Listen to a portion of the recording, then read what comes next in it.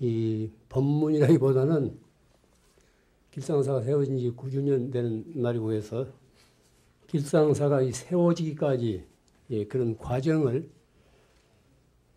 사석에서는 들어 이야기했지만 공식적인 이런 집회상에서는 한 번도 한 일이 없기 때문에 오늘 그런 말씀을 드리려고 합니다.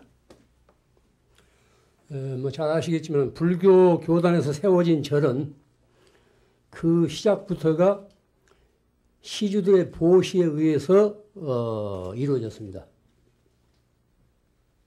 요즘 뭐 사사찰처럼 어떤 스님의 재력에 의해서 만든 그런 그 절이 아니라 청정한 신도들의 그 시주에 의해서 이루어졌습니다. 뭐 최초의 절은 중림정사였어요. 인도 마가다에 있는 중림정사였습니다. 마가다의 왕 빈비사라의 발심에 의해서 부처님이 수행자 시절부터 이제 부처님께 귀한 그런 분이에요. 그래서 자기 나라에서 이제 부처님이 성도를 해가지고 부처가 됐기 때문에 기쁜 마음으로 부처님과 그 제자들이 계실 절을 만들어서 불교 교단에 헌납했습니다. 그것이 이제 최초로 된 중림정사입니다. 뭐 지금은 이제 빈터만 남아 있습니다만은 불교 최초의 교단에 헌납된 절입니다.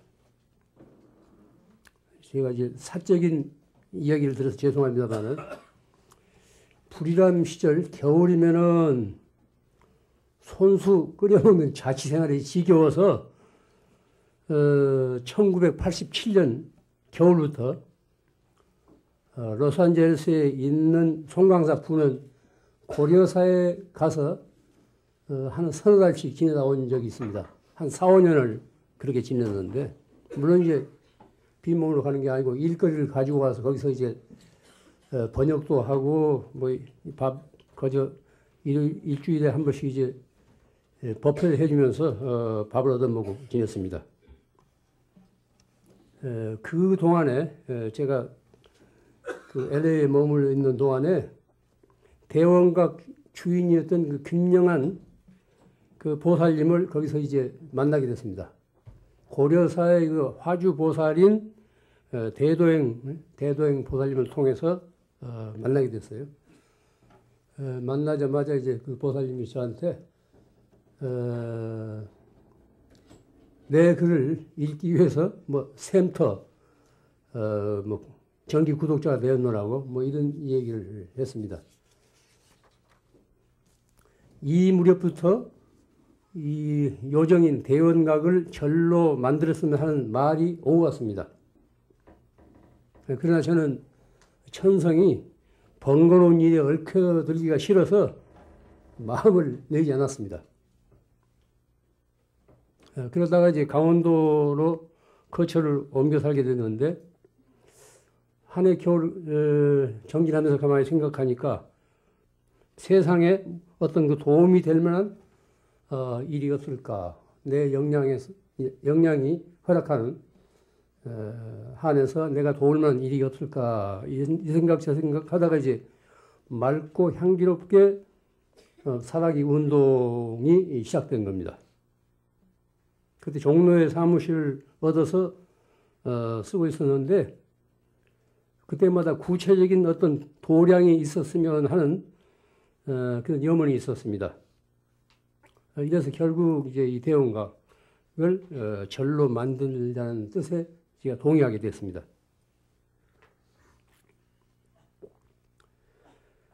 절을 만들 때 제가 이제 분명히 그런 얘기를 했습니다. 어떤 조건도 붙이지 않고 무주상으로 해야 한다는 것을 제가 아주 다짐을 받았어요. 보살님도 그렇게 하겠다고 그랬습니다. 모든 절이 어떤 조건을 가지고 만들어진 것이 아닙니다. 불법성 삼보에 귀해가지고 간절한 그런 그 소망에서 절을 이루어진 것이지 어떤 조건을 달아가지고 이루어진 절은 하나도 없습니다. 그런데 한 번은 사찰 운영에 대해서 논의하는 자리가 있었습니다. 뭐 여기 오신 우리 거사님도 그때 현장에 계서 잘 아시겠지만 상도동 약수함이었어요. 그때 말고의 뭐 이사님들이 거의 모두 그때 동석했었습니다. 저쪽 김영환 보살님 쪽이 재산관리인이에요. 재산관리인이 절을 운영하는데 이사와 감사를 소유한다고 이렇게 제언을 해요. 절에 무슨 이사와 감사가 있지 않습니까? 이게 주식회사도 아니고 삼보에 헌납한 절인데 처음 듣는 소리예요. 율장에도 없는 소리고 이사와 감사를 둬야 된다고 뭐 막간을 이용해서 저는 그냥 나오고 말았어요. 그래서 뭐 이런저런 우여곡절 끝에 9년 전에 길상사를 개원하게 됐습니다. 오늘 9주년 개원식을 맞이해서 이런 것은 공개적으로 내가 한번 밝혀야 되겠다. 이런 뜻에서 오늘 이런 말씀을 드립니다. 그러나 얼마 안 돼, 절이 세워진 지 얼마 안 돼서 시주한 보살님이 돌아가시게 됐어요. 그러자 이제 저쪽 재산관리자 측에서 소송을 제기했습니다. 소송을. 절의 일부 그 부지, 지금 그러니까 시장전 자리와 주차장 그쪽 자리, 이걸 돌려달라는 소송이에요. 아무 조건도 없이 절로 만들자고 했는데, 보살님이 돌아가시고 나니까 저렇게 재산관리자 측에서 그런 그 이의를 제기한 겁니다. 1심과 2심에서 이유 없다고 기각이 됐어요.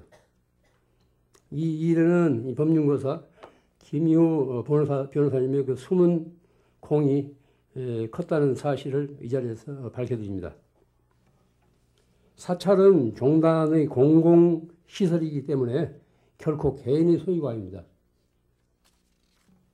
이 부처님 계율에는 승가물이라는 게 있어요. 승가물. 쌍기타라고 하는 것인데 여기에는 사방승물과 현전승물 두 가지가 있습니다. 크게 나누어서 사방승물을 이 상주승물이라고도 해요.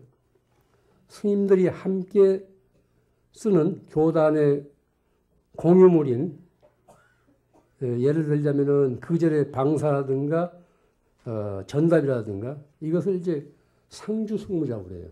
그러니까 그 절에 사는 스님들은 누구나 그걸 쓸 수가 있습니다. 이걸 사방승물이라고 했습니다. 또 하나는 현정승물이라는 게 있는데 현전승물.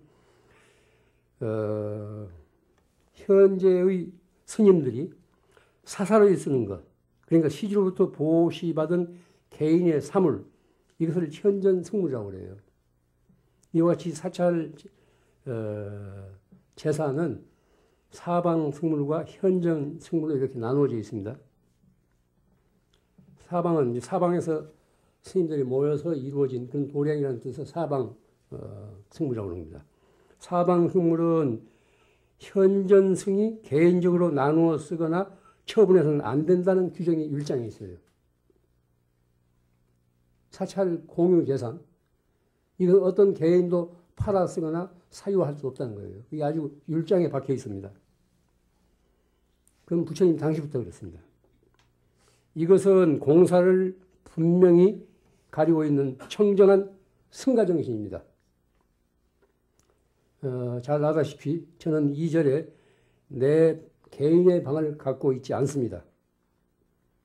일이 있어 나올 때마다 오늘처럼 주지시에 잠시 머물다가 갈 뿐이에요. 저는 아직도 이 절에서 하룻밤도 묵은 일이 없습니다. 초파일 날 음악회가 하느라고 늦어서 거의 12시 가까이 됐지만 나 여기서 자지 않고 꼭 도중에 너무 늦어서 졸리고 그러면 모텔에서 자는 한이 있더라도 여기서 자지 않고 가는 그런 습관이 있습니다. 이건 제 개인의 질서예요.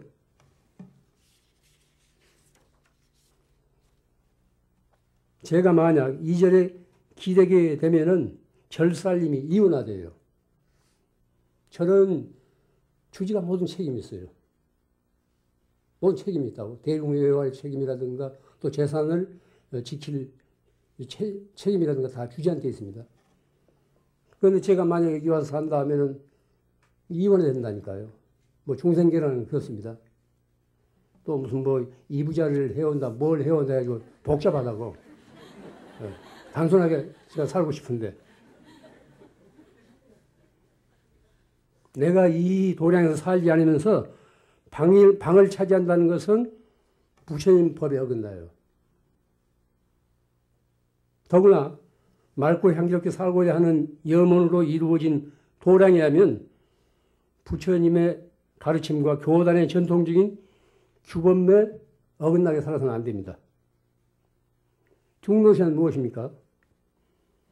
부처님의 제자라면 부처님이 가르침에 따라 사는 겁니다. 길상사라는 절 이름은 이 절이 생기기 전에 몇 해 전에 파리의 송광사 분원으로 길상사를 만들었었는데 그 이름이 좋아서 길상사라고 한 겁니다. 무슨 체인 이름이 아닙니다. 그리고 송광사의 옛 이름이 길상사이기도 합니다. 이런 인연으로 해서 길상사라고 한 겁니다. 그래서 간절한 마음으로 제가 기도 끝에 이런 발언을 했습니다. 길상사가 맑고 향기로운 도량이 되게 하소서. 도량에 몸담아 사는 스님들과 신도들, 이 도량을 의지해 드나드는 신도들까지도 한마음 한뜻이 되어 이 흐리고 거친 세상에 맑고 향기로운 도량을 이루게 하소서. 좋은 스님들과 신도들이 모여서 여법하고 길상스러운 도량을 이루게 하며 안팎으로 외워하는 불자들이 불보살의 가호 아래 복된 나날을 이루게 하소서. 이런 제가 축원을 오늘 아침도 했습니다. 이런 그 제 염원은 제가 앞으로 살아있는 한, 또 이 길상사를 존속하는 한 계속 이어질 것입니다. 오늘의 길상사가 있기까지는 알게 모르게 염려하고 애써주시고 수고해주신 소임을 본 스님들과 여러 신도들의 은덕임을 그 누구보다도 이 도량의 수호신들이 잘 알고 있을 것입니다. 이 자리를 빌어 여러 불자님들에게 진심으로 감사드립니다. 아멘.